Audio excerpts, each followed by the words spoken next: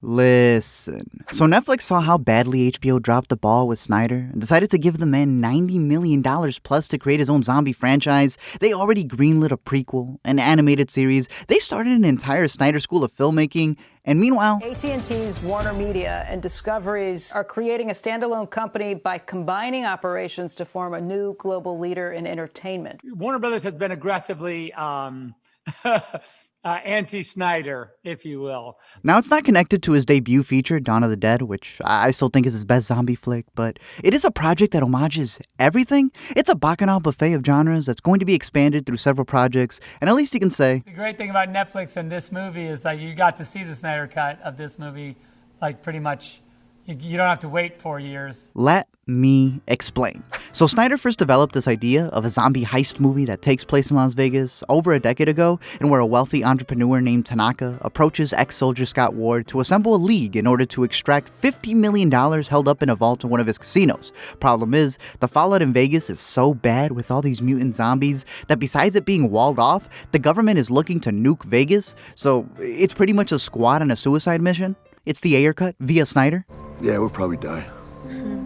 In the team, we have Tig Notaro's Marianne Peters, who plays the pilot that's supposed to carry $50 million in cash, and a Bautista, out of this city no problem, in a rinky-dink copter. What a hunk of junk. Spend all his money on that fucking miniature? Not as much as they spent on your green screen. Honestly, if you didn't know about her being swapped in for the previous actor, I don't know that you'd really notice it, you know? There are some shots where they did a great job, and I think it looks pretty seamless. And then there are others where if you are looking for it, you will find some minor issues. But not as much as the last guy. Raúl Castillo, who's always a pleasure to see homie get more work, plays Mikey Guzman, the zombie influencer who would be taking more shots of himself than he does the zombie brains. Make sure to like and subscribe. He also brings with him his buddy Chambers, played by Samantha, who in real life is a double gold medalist in wushu and has done a lot of stunt work in previous Snyder flicks, and now she gets to tout being an actress. But y'all did her dirty.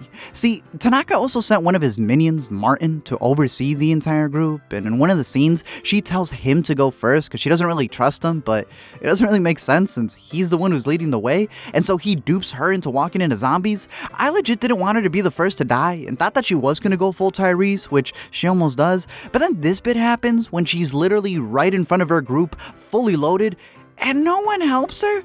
Like, look, I know the movie's shot to be blurry, but they could have clearly helped her when they were in the same hallway. Like, look at this. Yeah, later on, they got the daughter character turning into Deadshot in an even smaller hallway. Both of these two deserve better. The person who escorts them into the city is Lily, aka Coyote, a smuggler for the quarantine camps that are set up on the outskirts of the city. She's the one who informs the team of the hierarchy that these alpha zombies have, as they're smarter, faster, and can grow hair.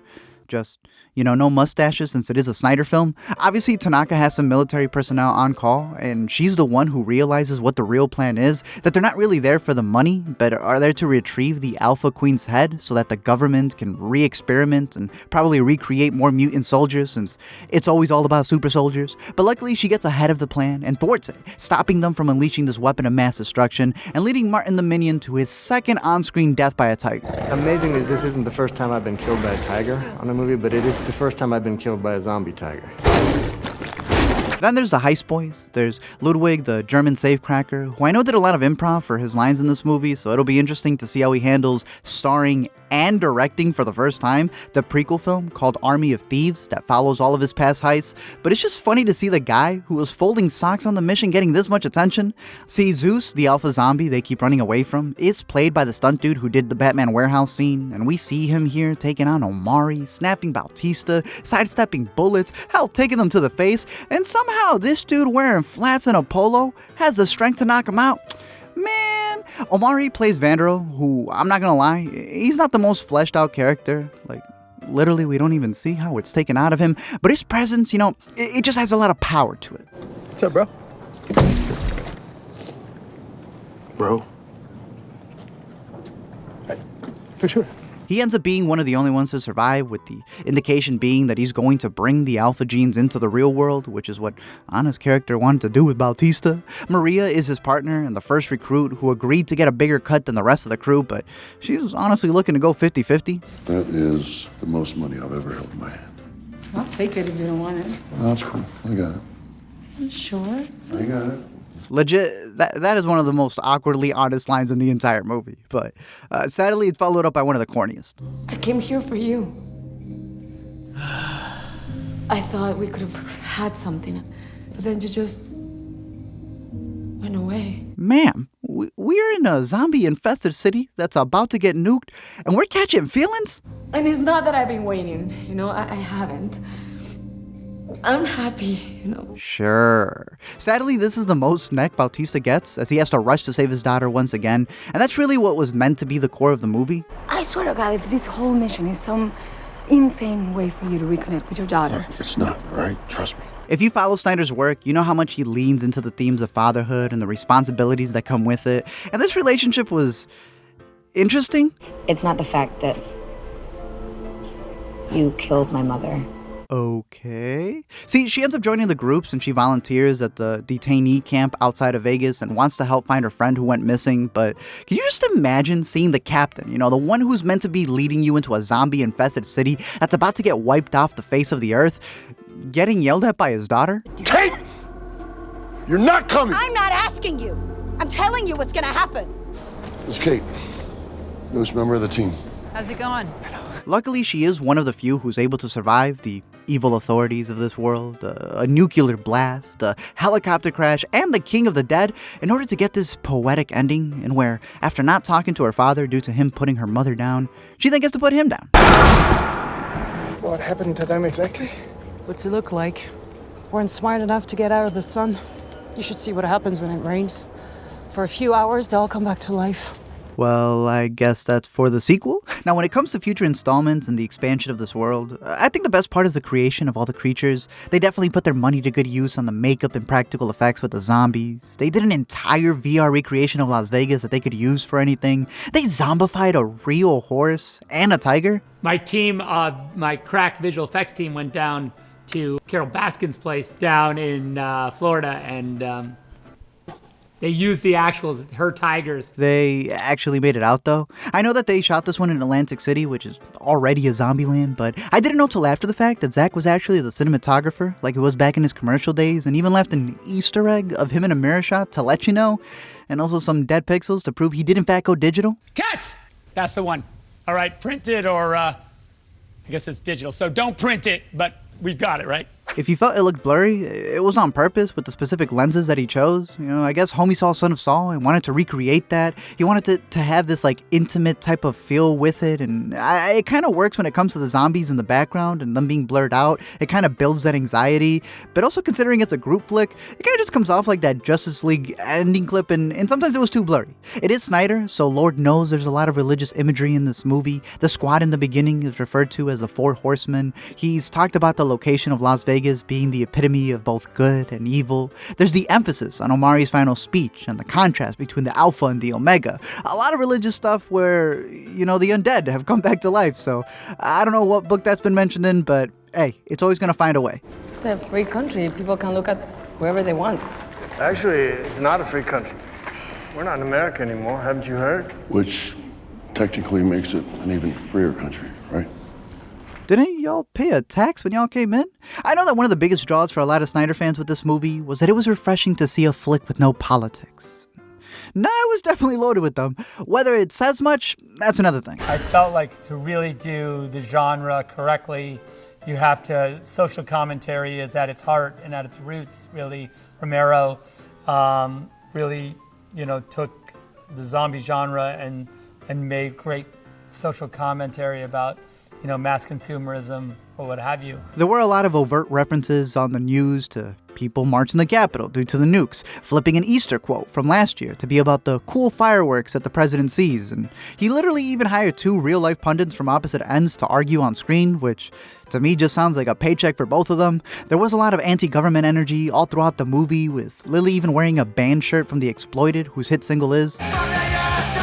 But with all the emphasis put on these quarantine camps, I wish we at least got resolutions for the detainees who were used as literal plot points. It is an overt border analogy, which I personally am always skeptical of, because I see a lot of these movies just bringing up the issue as an easy way to reference real-world events without actually saying much, especially when you consider that both Latinos in the movie get unnecessarily sacrificed. And then you name Lilith the Coyote, a moniker used for border guides who smuggle in immigrants. Yeah, it does come off a little like set dressing. Major Coyote. Does Coyote girl have a name? Lily. But Coyote sounds cool. You can just call me that if you want. I don't think there's anything wrong with calling out an atrocity in a movie, but I've just seen so many people mention border issues with such care. Yeah, when it comes to anything else dealing with Mexicans, pues no sabe nada. Pero a mí, Chipotle is my life. Netflix has been doing an insane job at trying to promote this thing. You know, it's like they're making up for HBO since they have more Twitter accounts than there are zombies in this movie. But the posts are kind of pointless and honestly cringy. Like, there's this one that calls out the weird job zombies had beforehand, you know, like banker, chef, an Elvis impersonator in Vegas. I guess their connection is that zombies are taking the jobs. In terms of the zombie origins, they claim they'll be expanding more details in the series on whether they were made in a military base or if they're just some form of alien zombies that came from the sky, as we see with the flashing lights in the opening shot. Thus, it would be homaging Romero's OG Night of the Living Dead, which actually kind of mentioned that. Why are space experts being consulted about an Earth-bound emergency? So far, all the betting on the answer to that question centers on the recent Explorer satellite shot to Venus. That's the space vehicle which orbited Venus and then was purposely destroyed by NASA when scientists discovered it was carrying a mysterious high-level radiation with it. Could that radiation be somehow responsible for the wholesale murders we're now suffering? Will they keep pushing the idea of making them weapons, or will Van der Rohe's character bring them to the forefront, considering he made it outbitten? Will they become their own species that get integrated into society, or will they keep changing the rules for how you become an alpha? So whoever that is, I think if he bites you... Then you become an alpha. Also, there's all the other stuff that Zack always keeps coming back to. There's also the time loop theory that Snyder keeps hinting at, and where the team just keeps returning to this mission after every explosion. You know, there's clues littered throughout, with this being the fourth loop when you compare Cruz's necklace on her corpse, which goes from 3 holes, to the living one having 4. There's the themes of 4 just biblically representing birth, whereas in Japan it represents death. And just a bunch of continuity things that can be solved by just defaulting to this theory. I shot it 3 times. Actually, it was 4. I personally see the whole moment with the corpses like the heist breakdown that gets visualized. It's not real, it just serves a metaphor for the dirty work that they do. It's, in my opinion, the best political point that he makes, which is calling out the higher-ups, all the politicians and the rich who use the lower class to do their bidding, be it through corporate work, extensive labor, war, and like a loop, it happens over and over and over again. Or it could just be calling out those above who, you know, don't support your vision. Suck it, Warner Brothers. Suck it. Wow. His words, not mine. But yeah, second Warner Brothers. Overall, Snyder is that one director who, love him or hate him, always finds a way to get his visionary visions visualized. In my opinion, while not all of them stick, he's always had that massive support amidst all the ups and downs that he's faced in his career, all of the backlash that he's gotten from the massive projects that he's worked on. But his crazy ideas always find a way to see the dawn of day, and that's thanks to his army of the living. Is Zack Snyder nice? No, he's a jackass. Thank you all for watching this video. I'm curious to know your thoughts down below in the comment section. There is so much of this Army of the Dead content that Netflix keeps pushing. So I feel like it was in their contract to just make like 76 YouTube videos on the show. I'm very curious to see what they're going to be doing with this in the future. I hope that it delivers in the world that they're trying to expand, because at a certain point, once you start answering questions, the like 9 theories that you have for this movie, you know, not all of them are going to suffice. I know that it's not connected to Dawn of the Dead, which again, to me, is still the superior Zack Snyder zombie flick. It is my personal favorite from his filmography, and there were even references to it in this movie with the phone calling back to the 2004 events, which I thought was really cool. I personally am excited for the animated series. It's coming from Jay Oliva, who's directed several DCAU films, so I'm pretty excited for that. I'm curious to know anybody else's thoughts down below, any theories, who your favorite character was, where you see this going, any and all stuff dealing with Army of the Dead. There's a lot to be discussed. But until next time, don't forget to comment, like, and subscribe, and Bautista will make you a lobster roll.